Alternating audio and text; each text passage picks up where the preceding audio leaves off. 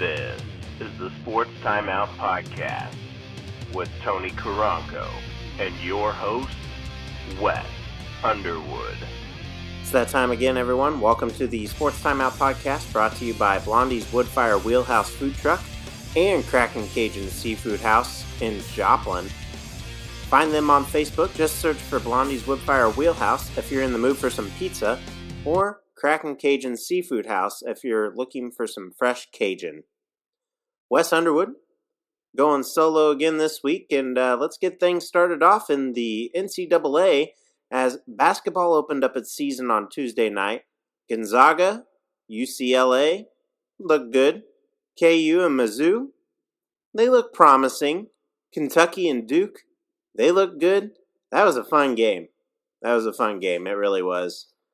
Expect some fun stuff to come during the Field of 64. I believe both of them will be in that field for March Madness. I fully believe that Kentucky and Duke will be in the Field of 64. When it gets closer to that time, talk to me about my predictions then, but as of now, Field of 64 for both of them for sure. Then, Bama, they rolled, they look good, and a new team that I think could be good this year is UConn. Come back at me at mid-December on this one as well, when they start facing some big teams, but right now, UConn looks promising, they look pretty good. But yeah, going back to Mizzou and Kansas, new this year, for the first time since 2012, since Mizzou departed from the Big 12. Interesting that it was 2012, leave the Big 12. Back then, in Columbia, Missouri won that meeting between the two, 74-71, and then back in February of that year, in Lawrence, Kansas won 87-86. Both really close games, both really fun games. Looking forward to this rivalry again. Really am. I'm really looking forward to this coming back to Missouri and Kansas, and both teams playing back and forth. This year, it will be in Kansas. We'll see if Mizzou can actually win a game in Lawrence for the first time in a very, very long time. I mean, the last time that I have seen Missouri win in Lawrence was back in January of 1999. Mizzou pulled it out 71-63. That was a thriller game. I was young. I was a young buck in the 90s. 99, aging myself here, 8 years old when that game happened, but really looking forward to this rivalry again. Sad that it's been gone since 2012, but very much looking forward to this rivalry. I am. I love it. I'm so excited for this game at Allen Fieldhouse. I hope Missouri competes. That's all I can say. Mizzou and basketball is Kansas is to football. If that makes sense to you, if you're a sports fan. So yeah, really looking forward to that one. Next up, in the NBA, we'll briefly talk about the Celtics, and I mean, they just look really off sync. Not only did they lose Brown for a couple weeks now, but the whole team looks off. Give them a little bit of time to get back into things here, get back into rhythm. I think they will come around. I do believe they will make the playoffs, and I do believe by around Christmas break, if they still look horrid, then you can come back at me. Around Christmas time, if they look horrid, then come back at me. But as of now, I think they'll turn it around. I really do. A lot of people are talking about the Celtics and then losing Brown.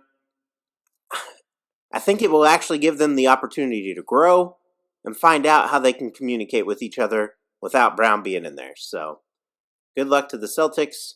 My Bulls are doing good this year. I'm going to pump that every chance I can. This is the best they've started off in a long time, and I'm very happy with that. So, yeah.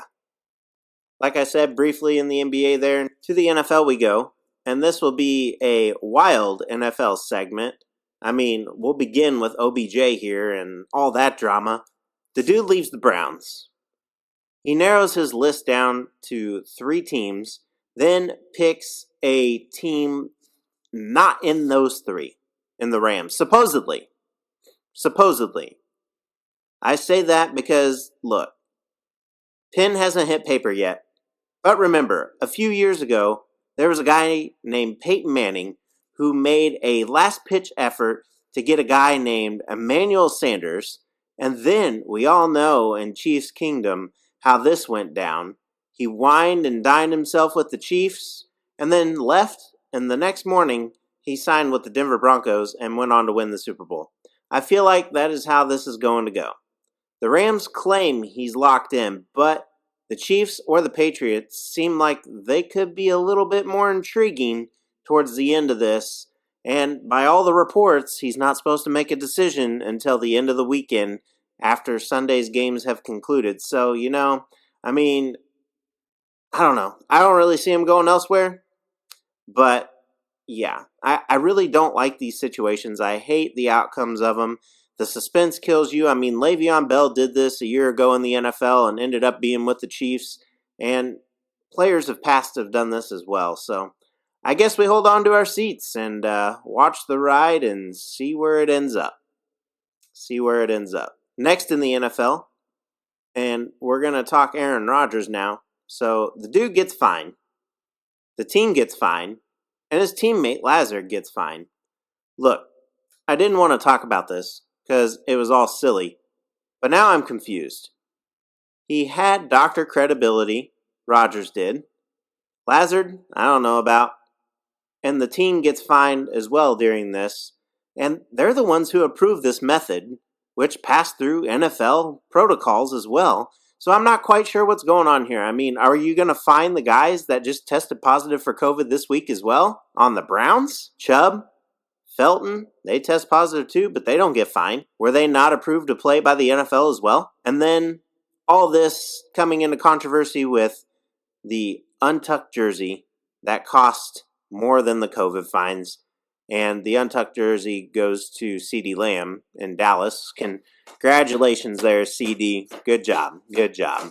You've done it. You did something so severe and you got punished for it. Congratulations. Sarcasm there, if you haven't caught on to that. Crazy. It's really crazy. I agree with everybody that's making a fit about this, but I guess if you do something that's wrong with the codes, wrong with the violations, I guess you're going to get fined. So I guess kudos to the NFL for doing that. Right? I don't know. This is all a bunch of malarkey. Just a bunch of stuff that's going around. People not wanting people to play in certain situations, then they go rat somebody out and they tell on them and then they take the test. And I feel like it's just a game at this point. I really do. Major league sports, national sports, you name it. It's all a big game right now because if they don't want you to play, they're going to find something wrong with you. You're going to have COVID. You're going to have a minor injury. If you're in the press and you got stuff going on, you're going to have stuff going on there that wasn't even on the radar a week ago, but just suddenly pops up after a game. I know. These guys have personal lives. Yeah, I realize that.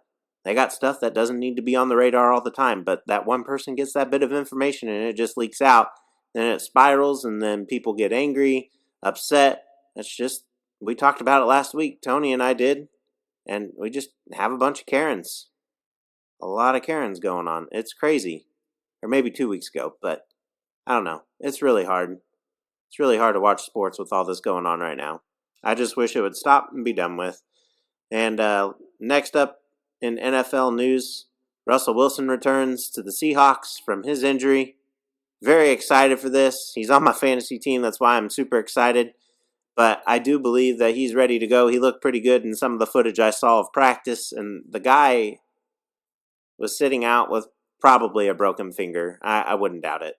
They said it was like sprained or something like that, but fully believe it was a broken finger. So Russell Wilson returns, and I see Tyler Lockett getting more receptions, as well as DK Metcalf and so on. The backups, they tend to mesh with those second string guys, and they don't really have a rhythm with the first stringers. So even when they come in to fill in, it's really odd. So glad to have Russell Wilson back. Hope everything goes well for him. I really do hope that he makes the playoffs with his team this year. And I would love to see it. Love watching Russell Wilson. Very, very good quarterback. Very underrated quarterback. A lot of kids like him. Jersey sales are up there too. But, yeah, go Russell Wilson. Ready to watch you. May not be this weekend, but we'll see. We'll see. Stranger things have happened. And lastly, we're going to talk fights. And now this is an interesting one, as the undercard for the Jake Paul and Tommy Fury fight will be, like I said, an interesting combo. As the NFL free agent Frank Gore, who is a running back in the NFL, will take on ex-NBA star Darren Williams. My thoughts on this one? It's going to be a fun fight to watch. I honestly think that Gore is so thick, and he's worked out so much of the bottom half of his body. And then, have you not seen the dude? He's like ripped. Both of them very well could be. I mean, Williams played in the NBA. You got to be pretty physical for the NBA these days as well. I'll admit it. As much flopping as we talked about last week goes on, I do believe Williams has a kind of a height advantage, in my opinion. But I really do think that Frank Gore pulls this one out. Is it a TKO? Probably not. Does it go a long time? It might. I mean, these are two retired athletes who, I don't know, I guess have been training for fighting. We'll see. We'll see how it goes. They definitely wouldn't be able to take on anybody who's high caliber. And it's a good thing that neither of them are fighting Fury or Jake Paul. Just saying. Just saying. It will be fun to watch, though. And with that, we now head to the 2-minute warning. And 2-minute warning is brought to you by 4th Street Bowl in Joplin. Go see Will and his crew and check out the upgrades as well. We will now talk Friday Night Lights and talk local matchups and just a few teams left as the playoffs have eliminated a few. And, well, first up we have the 2-seed Joplin heading to Lee Summit to take on 1-seeded Lee Summit North. Joplin played well last week as they figured out Nixa late in the game, and Lee Summit North edged out Ray Peck on a late come-on-top win, 21-14, as they trailed 14-0 at one point. So this will be Joplin's third district championship in the last 4 years, so good matchup to watch there. And for the Eagles fans, I hope all goes well. I hope all goes well. And then next up after this, we have the 1 and 2 seeds taking off in the area as well, and it will be Carthage playing host to Webb City. And both teams got some pretty good wins last week, and now we get to see them face off for a second time this season, which doesn't happen that often. So we'll see what the Battle of the Gridiron pulls out here. And I'm going to say it. I'm not going to pick a winner here. I really won't. I think it's a good, even-fought matchup right now. And I think that Webb City has some potential to beat Carthage. And I know that Carthage is going in full throttle on this one as well. So I expect a good game out of this. I really do.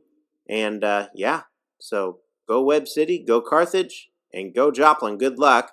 And go Seneca Indians, too, as they play in the district championship as well. So good luck to all these teams in the area. And next up, with all of that out of the way, we're going to go ahead and go into the local sports update brought to you by Jefferson's. Join Billy and his crew for happy hour Monday through Friday, and go see him and his crew and chat with them. Just have some fun, get some wings, watch some football, watch some sports of any kind, actually. So, and with high school football out of the way, next up we have local college sports. MSSU football hits the road for their last game of the season. They will take on Washburn at 1 p.m. tomorrow. So good luck to Missouri Southern. And as for Pitt State, they will also play on the road against Fort Hays State. They will also kick off at 1 p.m. tomorrow as well. And in local sporting news, I have a special guest here on the show with me this week. She is a Missouri State gold medalist, regional gold medalist, USA National Gold Medalist, and Missouri Athlete of the Year of 2019 and this year. We welcome in Miss Emma Cox to the show. How are you? I'm doing good. How are you doing? Not too bad. Ready for the Friday? Ready for the Friday, no doubt about that. going to be a good day today. So you going to be going out to any of the football action? I actually have a mock competition to prepare me for next week, but I will probably be watching it live streamed or doing whatever I can to watch that. Hey, that beats sitting in the cold, not going to lie. That is true. But yeah, seems like you're very busy for a 14-year-old, and how do you balance school and that athletic career at the same time? How does that work this time of year? Well, I've always kept it a priority to keep my grades up because I feel as though academics are very important. So I just do my best to get my work done in class, and whatever I have or haven't done, I use my days off to work on homework specifically. Okay, good. That's very good. Knowing how to prioritize this young, that's awesome. And what's your favorite thing about competing? My favorite part about competing is probably the amazing bonds and friendships that I make with the people that I compete with or against. They aren't only my competition, but my best friends on and off the floor, and it's very uplifting to know that someone like that always has your back, and it's pretty great. Yeah, that sounds awesome. And now you have an event coming up in a couple of weeks, but you leave this next week. What will you be competing in, and where will it be, and how can we watch it or follow your progress? So I will be representing Team USA on the tumbling apparatus for World Age Championships, and that will be in Baku, Azerbaijan.